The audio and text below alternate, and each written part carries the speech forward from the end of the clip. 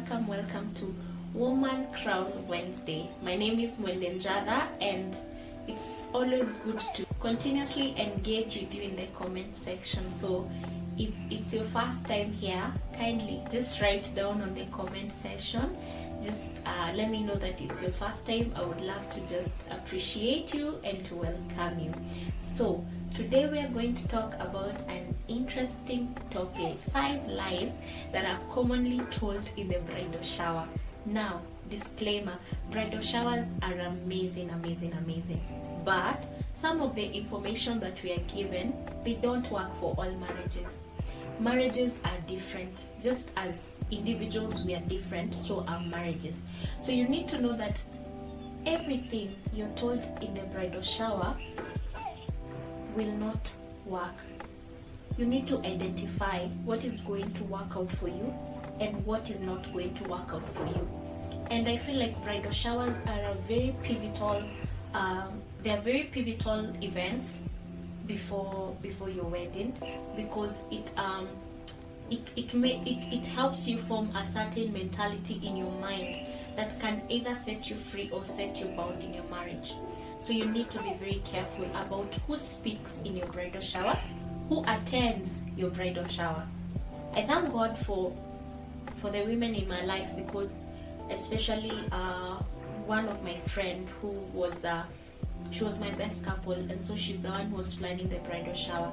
I'm glad because she's my friend and she's someone who really believes in marriage. So I was able to be open with her and tell her that I don't want certain discussions in my bridal shower.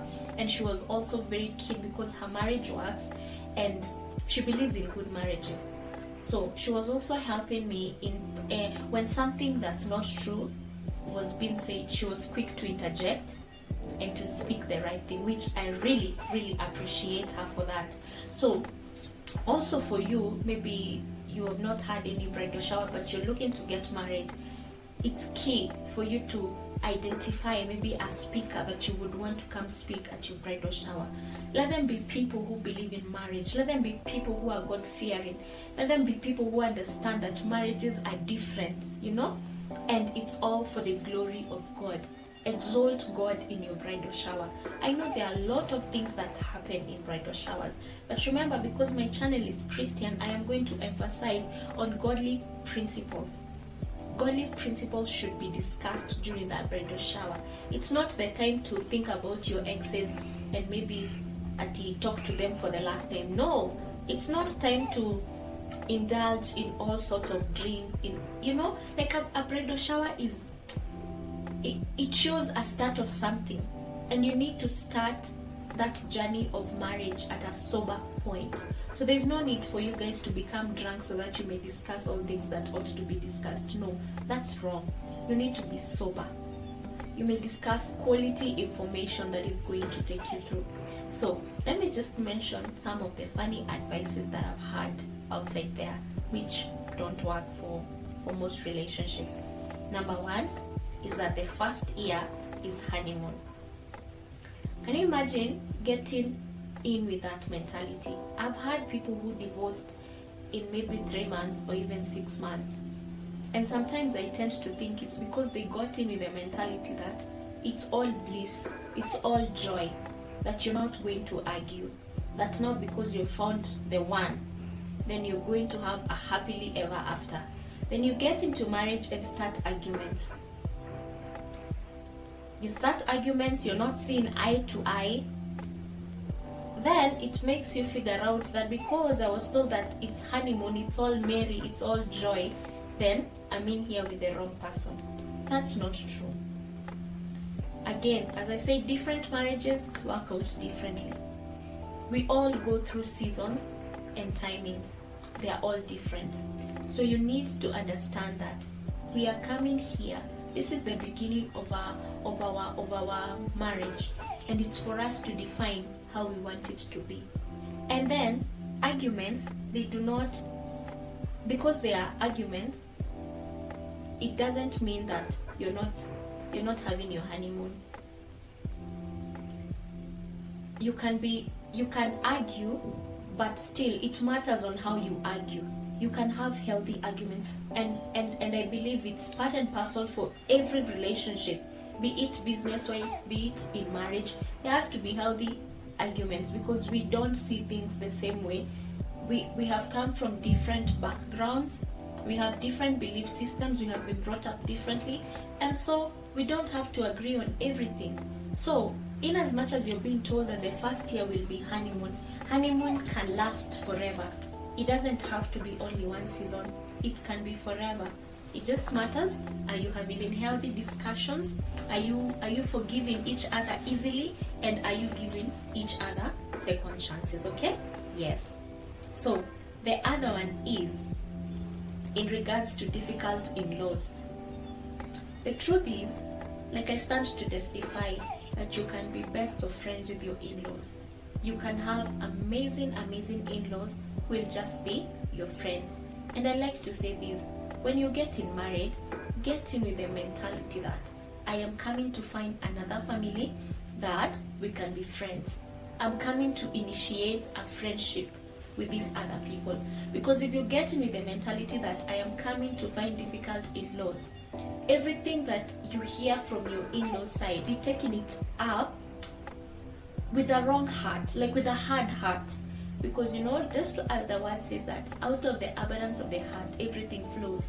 So maybe they will just be talking to you in a nice way, but because your heart is hard and you have constantly believed in the thing that there are difficult in-laws, what will be the outcome in your eyes? You're going to see them as difficult. So you're going to form a barrier, you're going to form a hard stone towards them, and you're not going to be able to relate with them. So it's not true that all in-laws are difficult. There are amazing in-laws. And also pray about it. Pray about it even right now that you're not married. Pray concerning your in-laws. Ask God that God may work in them, that God may give them a heart that is loving, that God may give them a human heart, a heart that is not hard, that God may help them even forgive different things from their heart, even before you know them. It is important. And God is able to fulfill according to the desires of your heart. So there are amazing in-laws outside there. Number 3, I've heard this, that we are told that now that you're getting married, you need to be waking up every single day of your life to prepare your husband. And in preparation, I mean that you need to wake up before your husband, go make breakfast for him, set it at the table, take out clothes that he ought to wear, iron the clothes, brush his shoes day in, day out, prepare his water for him to go and take a bath. And then both of you, because nowadays we are all working, then you will come, wake him up, let him go take breakfast, let him go take a shower, and then after he's done, then you're going to get ready, and then you live together. It really doesn't make sense, honestly. Because remember, I said that you're coming into marriage to be a team. And in a team, there's a better player in something than the other. That is why in a team, you'll find that there's a goalkeeper, and there's the one who is striking the ball. Why? Because they have different strength. Maybe this goalkeeper is not able to strike the ball as the one who has been positioned as the striker. Same thing happens in marriage. We are all different. As a matter of fact, nowadays most of our friends, and even in my marriage, like my husband loves to iron. He loves to iron his clothes because he wants his clothes ironed in a particular way, and he enjoys ironing. As a matter of fact, like he really enjoys. It's therapeutic for him to iron. So now, if I get in with that mentality that I have to come and iron for my husband, and he loves to do it for me, you see, that one may be working for another family, but it's not working in our home, because I also want my husband to enjoy the things that he loves to do. So I'm not going to force him because I was told I'm the one to iron, I'm the one who will always iron. That is one example. Another thing is, it's okay for your husband to wake up and also sometimes prepare breakfast for you. It's fine. Let me tell you something. If you're not enjoying to do something from your heart, don't do it. Why? Because you're not going to do it to the perfection. And even the word of God says that whatever you do it as unto the Lord. So I always focus in finding joy in the things that I'm doing, because if my aim is to please God, I am also going to please my husband. If your aim as a husband is to please God, you are going to automatically please your wife. Okay? So let us focus first on pleasing God before we can please our spouses. And that way, I believe that we are going to do it with a grateful heart. Because even when I do something not with a grateful heart for my husband, he is going to feel it. He's not going to enjoy it. He's going to feel that this is out of coercion or something. So always do things from the bottom of your heart. Okay?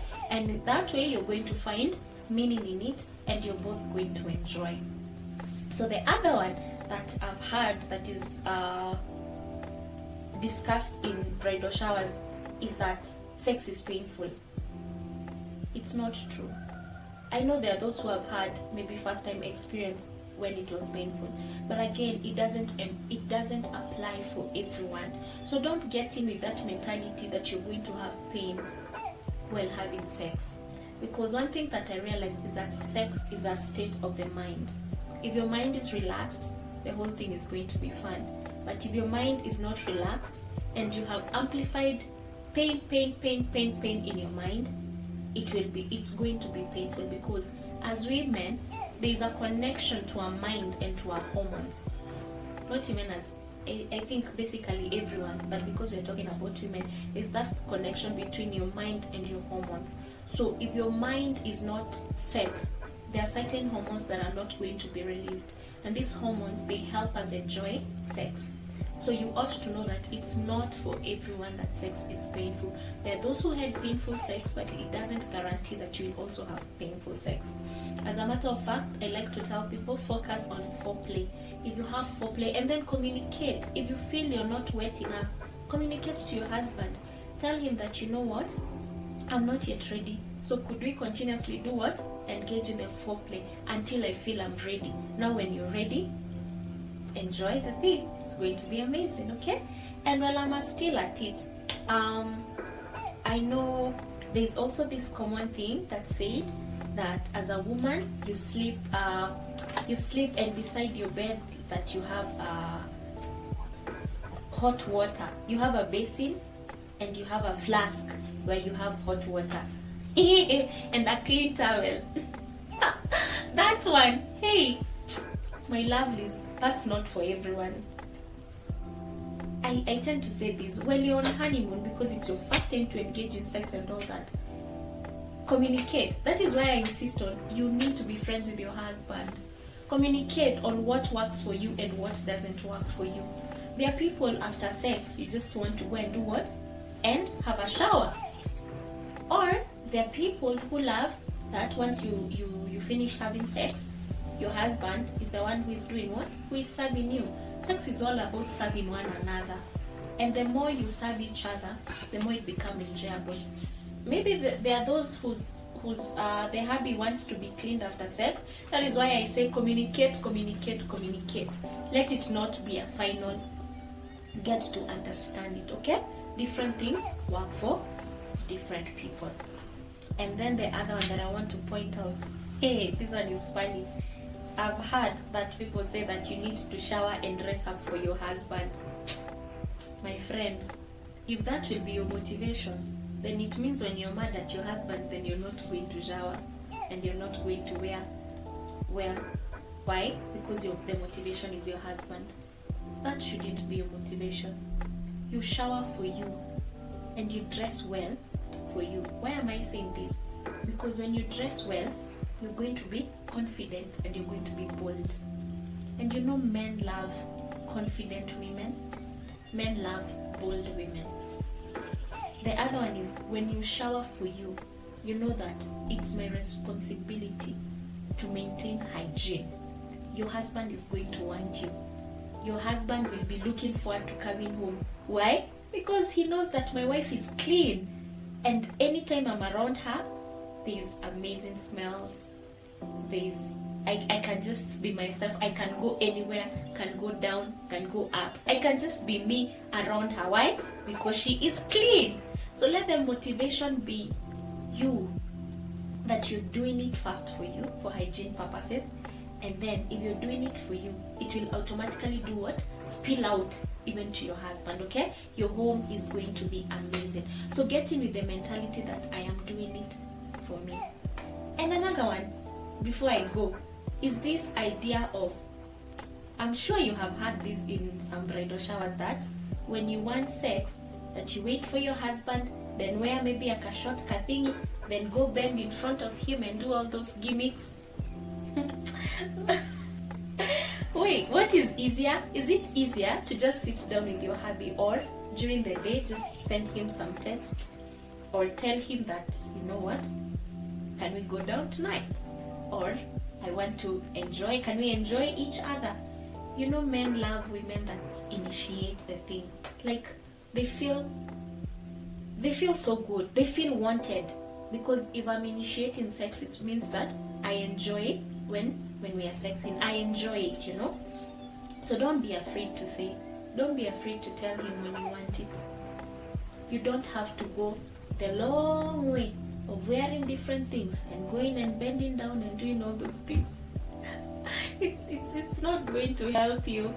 So just be calm about it, talk about it, chat with him during the day, be in constant conversation with him, and then when either evening, during the day, office hours, anytime, then you can get it done. Okay? Yes. So those are just some of the things that I've had been discussed in bridal showers that didn't make sense for me, because we are all different. Our marriages are different. What I am saying is that find out what works for the two of you, and what works and what makes you happy, and then thrive on that. Okay? Marriage is amazing, marriage is beautiful, and I want you to always get in with that mentality. Thank you so much for tuning in. As usual, please comment down below some maybe of the lies that you've had during bridal showers. Then like and subscribe for amazing content. Until next time, bye.